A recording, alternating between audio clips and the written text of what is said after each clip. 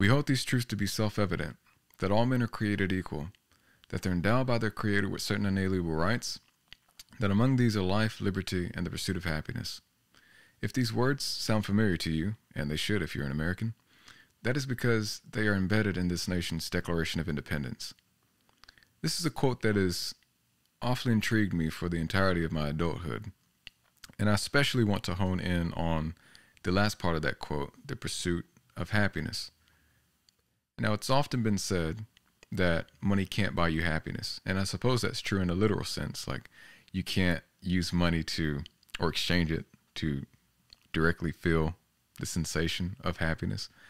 But money is the means by which we attain or acquire those things, whether tangible or intangible, which grant us the feeling or sensation of happiness and pleasure. And since we live in a consumer-driven, materialistic society, it seems like we're encouraged from a very young age to base our lives upon that pursuit. That is, do the things which make you happy, right? Well, I have serious qualms with that, and primarily for two reasons. The first being, there is a significant difference in doing the things which you perceive will make you happy versus doing the things which will actually make you happy. And unless you have some sort of godlike knowledge about the world and everything in it, as well as the consequences and outcomes that will result from any decision that you can make, you're much more likely to engage in the former as opposed to the latter. But then there's the second reason, which I think is much more significant. And that is that happiness is an emotion. It is merely a feeling and a sensation.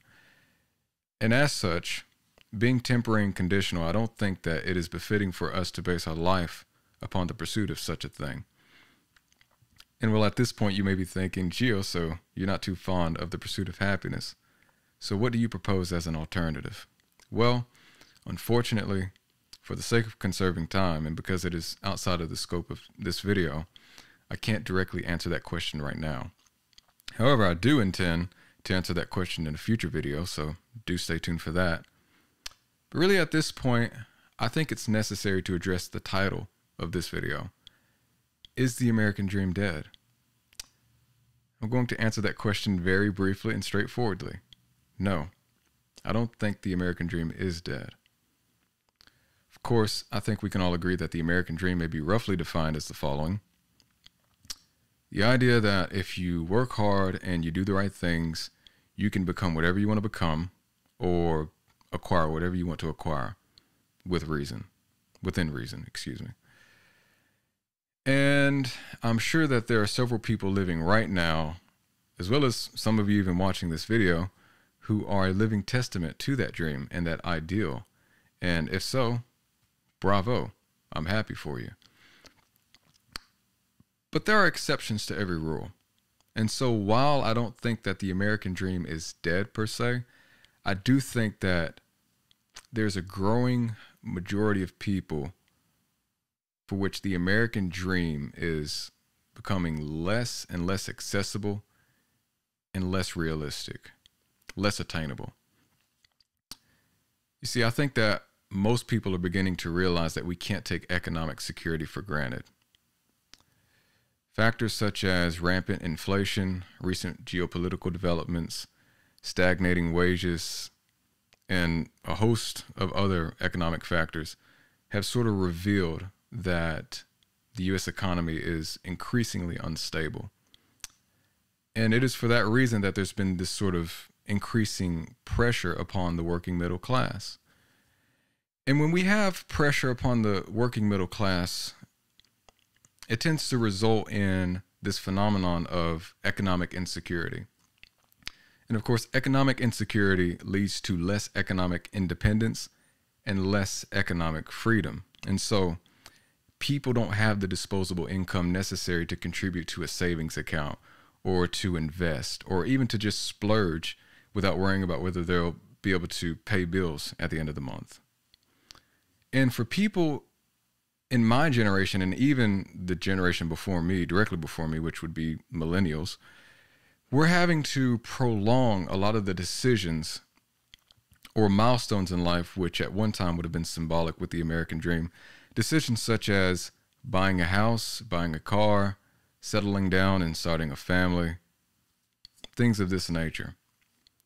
And even something, another phenomenon amongst young people is that we are waiting to move out of our parents' homes, or we're having to return to our parents' homes because, again, we are less economically independent. We don't have the economic independence to go out and, pursue that supposed American dream. And well, the cherry on top of all of this, and the greatest tragedy of this discussion, is this: because we live in a consumer-driven society, culturally, people are encouraged to overextend themselves financially.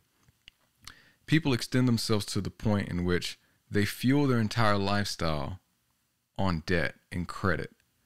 And so we have this phenomenon of young people, and not even young people, but even middle-aged people, who own a lot of luxury brand items, luxury brand clothes, and all the widgets and gadgets and latest gadgets and electronics and whatnot, like all of these nice things, but it's all fueled and funded by credit and debt.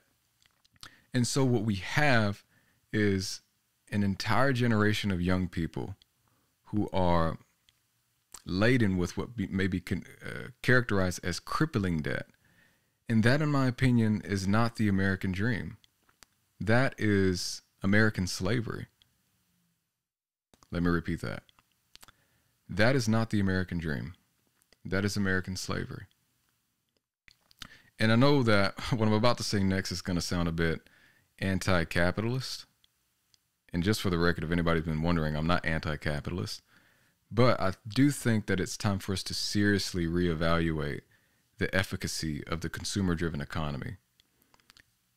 Because if it enables these type of phenomenons, and if it enables society to put so much pressure upon the working middle class, which is the backbone of the U.S. economy,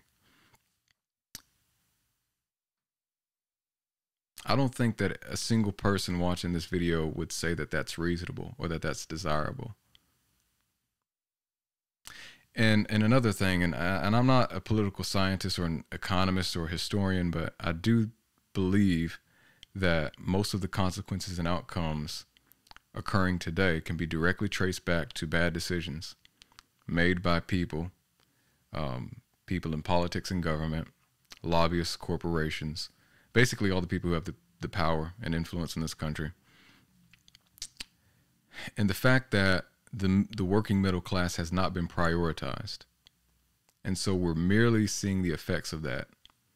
And unfortunately, society's having to reap what it sowed. So, yeah, anyways, if you have any questions, comments, critiques, etc., I would love to hear those. I love engaging with you guys. I love hearing your feedback. We had some really good dialogues the past 2 videos, and I'm looking forward to see what you guys think about this topic. So, yeah, please, if you disliked it, dislike it. If you liked it, liked it. Like it.